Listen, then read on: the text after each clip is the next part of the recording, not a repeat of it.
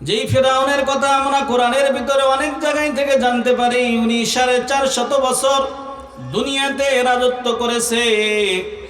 মিশরের ভিতরে একবার এমন দুর্ভিক্ষ দেখা দিল, তার প্রজাগণ জনগণ সব এসে ফেরাউনের বাড়িতে হাজির। লিডার, নেতা, যদি আগামীকাল বৃষ্টি না হয় আপনাকে কিন্তু খোদা বলে মানা যাবে না। আপনি যদি খোদা হন অবশ্যই আগামীকাল আমরা নীল নদের ভিতরে অবশ্যই আমরা পানির ব্যবস্থা আপনার করে দিতে হবে। যদি না পারেন তাহলে মনে করবো আপনি খোদা না। ফেরাউন বিপদে পড়ে গেছে। ফেরাউন বলল, সমস্যা নাই, তোমরা যাও, ওই আগামীকাল অবশ্যই তোমাদের পানির ব্যবস্থা নীল নদের ভিতরে হয়ে যাবে। ফেরাউনের কথা বলার পরে ফেরাউন রাত্রিবেলায় উনি যায় নামাজ নিয়ে পাহাড়ে চলে গেছেন। বলুন সুবহানাল্লাহ। ফেরাউন রাত্রিবেলায় তাহাজ্জুদের সময় সিজদায় পড়ে আল্লাহর কাছে কান্দে, আল্লাহ আমি তো আসলে ভুয়া খোদা, আমি তো আসলে আমার কতটুকু শক্তি আছে এটা তো আমি জানি, আসলে খোদা তো তুমি, কিন্তু ঘোষণা যেহেতু দিয়ে ফেলেছি মরার পরে যা হবার তুমি তাই করো, মেহেরবানি করে আগামীকাল তুমি আমার নীল নদের ভিতরের পানির ব্যবস্থা করে দিও। বলুন সুবহানাল্লাহ। ফেরাউন দোয়া কার কাছে করে?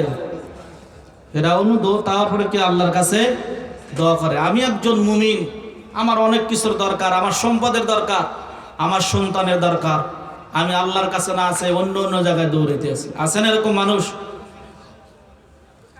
সবকিছু চাইতে হবে কার? সবকিছু আল্লাহর কাছে চাইতে হবে। ফেরাউন এবার আল্লাহর কাছে দোয়া করতে লাগলেন, রব্বুল আলামিন আমি তো জানি তুমি সব কিছুর ক্ষমতাবান। আল্লাহ কোরআনে বলেন, ইন্নাল্লাহা আলা কুল্লি শাইইন কাদির। আল্লাহ পাক রব্বুল আলামিন প্রতিটা জিনিসের উপরে সামর্থ্যবান। কেমন সামর্থ্যবান আল্লাহ পাক রব্বুল আলামিন? দুনিয়াতে আদম নবীকে আল্লাহ বানাইলেন, যার বাবাও নাই মাও নাই, যার বাবাও নাই মাও নাই, আল্লাহর কুদরতে বানাইলেন। আবার একজন নবী আছে যাকে ঈসা ইবনে মারিয়াম বলা হয়, ওনার শুধু মা আছে বাবা নাই। আল্লাহ পাক রব্বুল আলামিন তার কুদরতি দ্বারা এটাই বোঝাইতে চান, আমি যদি চাই বাবা মা ছাড়াও সন্তান মানুষকে সৃষ্টি করতে পারি। আবার দুনিয়ার একটা সিস্টেম, মা বাবার মাধ্যমে আল্লাহ পাক রব্বুল আলামিন দুনিয়াতে এই যে মানুষের নসলটা জারি রেখেছেন। আল্লাহ পাক রব্বুল আলামিন কুদরত কত, উনি ঈসা আলাইহিস সালাতু সালামকে সৃষ্টি করেছেন বাবা ছাড়া। এটার দ্বারা আল্লাহ আমাদের মেসেজ দিতে চায়, তোমরা যারা সন্তানের জন্য হাহাকার করো, এদিকে তোমাদের কি একটু মনে হয় না আমি আদমকে দুনিয়াতে পাঠাইলাম, তার বাবাও নাই মা নাই, আবার এইদিকে ঈসাকে আমি দুনিয়াতে পাঠাইছি, তার শুধু মা আছে বাবা নাই। তোমরা স্বামী স্ত্রী, তোমাদের যদি সন্তান না হয় আমার কাছে আসো, আমি রব্বুল আলামিন তোমাদের সন্তানের ব্যবস্থা করে দেব। বলুন সুবহানাল্লাহ। আমরা সমাজে দেখি অনেক মানুষের সন্তান হয় না, দীর্ঘদিন তারা হাহাকার করে, বিভিন্ন জায়গায় যায়, সব জায়গায় তাদের মজবুত সম্পর্ক আছে। যিনি সন্তান দেওয়ার মালিক ওই আল্লাহর সাথে তাদের সম্পর্ক নাই। কথা বলুন ঠিক কিনা? সূরা নূহের ভিতরে হযরত নূহ আলাইহিস সালাতু সালাম 950 বছর দিনের দাওয়াত দেওয়ার পর এই কমটা এত খারাপ ছিল, তারা দিনের দাওয়াত গ্রহণ করে নাই। উনি দাওয়াত দিতে দিতে এক সময় তাদেরকে বললেন, আকুল তুস্তাগফিরু রাব্বাকুম ইন্নাহু কানা গফফারা। উনি ওনার কওমদেরকে বললেন, তোমরা একটা আমল করো, তোমরা ইস্তিগফারের আমলটা চালু করে দাও। আল্লাহ পাক রব্বুল আলামিন ইস্তিগফার করার কারণে আল্লাহ তোমাদের 5টা জিনিসের পুরস্কার দিয়ে। বলেন সুবহানাল্লাহ। আকুল তুস্তাগফিরু রাব্বাকুম, 1 নাম্বার নিজের জীবনের গুনার জন্য তোমরা কি করো? আল্লাহর কাছে ইস্তিগফার করো। ইরসিলিস সামাআ আলাইহিম মিদরারা, 1 নম্বরে তোমরা যদি খাটি দিলে ইস্তিগফার করো, 1 নাম্বার ফায়দা হবে যে এই যে তোমরা দুর্ভিক্ষের ভিতরে আছো, তোমাদের খাদ্য নাই, তোমাদের বাসস্থান নাই, তোমাদের এত অভাব, এই অভাব জমিনের ভিতরে গম চাষ হচ্ছে না, খাবার হচ্ছে না, 1 নম্বরে যদি তোমরা সুন্দরভাবে তওবা করো, ইরসিলিস সামাআ আলাইহিম মিদরারা, এক নাম্বার পুরস্কার স্বরূপ আল্লাহ পাক রব্বুল আলামিন আসমান থেকে তোমাদের জন্য বরকতের বৃষ্টি নাজিল করে। বলুন সুবহানাল্লাহ। ويمددكم بأموال وبنين। দুই নাম্বার, যেই সম্পদের জন্য তোমরা একজন আরেকজনের পিছনে পড়ে যাও, একজন আরেকজনের হক নষ্ট করো, ভাই ভাইয়ের হক নষ্ট করে, প্রতিবেশী প্রতিবেশীর হক নষ্ট করে, যারা বড় বড় ক্ষমতাবান তারা গরিব মানুষের হক নষ্ট করে। হযরত নূহ আলাইহিস সালাতু সালাম বললেন, দুই নাম্বার পুরস্কার, দুনিয়াতে তোমাদের যে মালের প্রয়োজন সঠিক নিয়মে যদি তোমরা তাওবা ইস্তেগফার করতে পারো, দুই নাম্বার পুরস্কার হবে আল্লাহ পাক রব্বুল আলামিন দুনিয়াতে তোমাদের মালের ব্যবস্থা করে দিয়ে। বলুন সুবহানাল্লাহ। একটু জিকির করি, লা ইলাহা ইল্লাল্লাহ, লা ইলাহা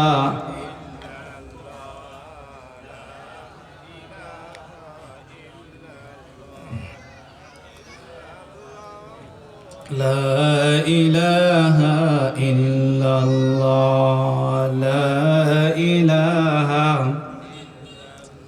مغفرة دارد أمید أجل فتو زاق خد فرمودائی لا تقنطو، لا إله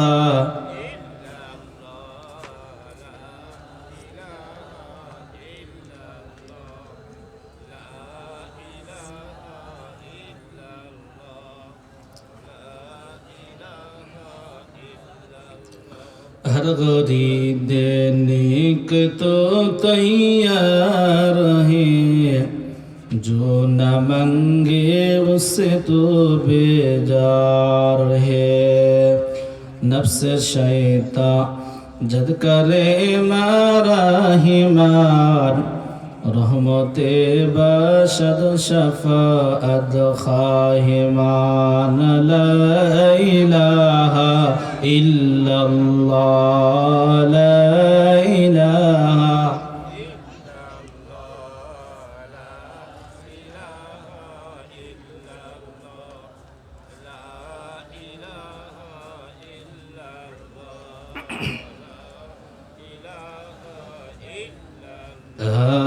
ইলাহা ইল্লাল্লাহ।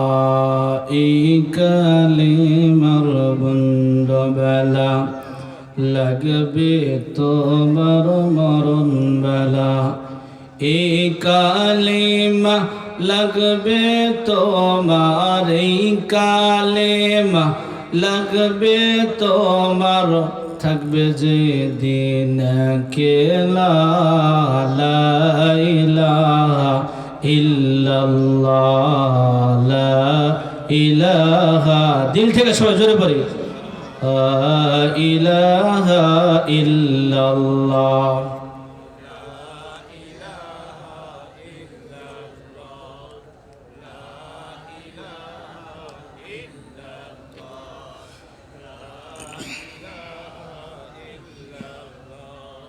لا إله إلا الله، لا إله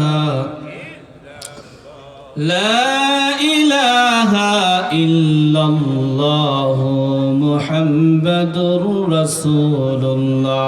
সম্মানিত হাজিরিন, বলতেছিলাম পয়গম্বর নূহ আলাইহিস সালাতু সালাম তার উম্মতদেরকে বললেন, তোমরা যদি সুন্দরভাবে তওবা করতে পারো তোমাদের 5টি পুরস্কার দেওয়া হবে। এক নম্বরে, এই জমিনের ভিতরে বৃষ্টি নাই, আল্লাহ রহমতের বৃষ্টির ব্যবস্থা করে। বলেন সুবহানাল্লাহ। 2 নম্বর, ওয়াইমদিদকুম বিআমওয়াল, মানুষ সবগুলো মানুষ শুধু মালের পিছনে দৌড়ায়। এই যে অনেক মানুষ আছে ব্যবসা বাণিজ্য করে, তাদের নামাজের খবর নাই। অনেকে আছে চাকরি করে সকাল থেকে সন্ধ্যা পর্যন্ত শুধু মাল আর মাল, মালের পিছনে দৌড়াদৌড়ি করে। আজকে আমি বেঁচে আছি, আমার ব্যাংকে টাকা আছে, আমার ফ্যাক্টরি আছে, আমি দাবি করি আমার এই পুকুরের মালিক আমি, অমক বাড়ির মালিক আমি, অমক গাড়ির মালিক আমি। কিন্তু আল্লাহ বলে, বান্দা দুনিয়াতে আমি তোমাকে যে জন্য পাঠাইলাম, তোমাকে তো শুধু মাল কামাইয়ের জন্য দুনিয়াতে পাঠান নাই।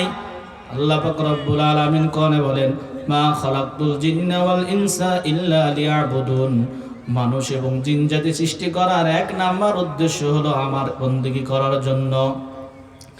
মালের পিছনে আমরা কেমন ভাবে পড়েছি, আল্লাহ বলে আল হাকুমুত তাকাসুর, পাসুরুজের লালসা, দুনদুনাদের লালসা তোমরা এমন ভাবে পড়ে আছো, হাত্তা যুরতুমুল মাকাবির। চিন্তা করো, এখন আমার বয়স হয় নাই, আমার বয়স হয় না, আমি তো বিবাহ শাদী করি নাই, কেমনে আমি নামাজ পড়বো, কেমনে আমি দাঁড়িয়ে রাখবো।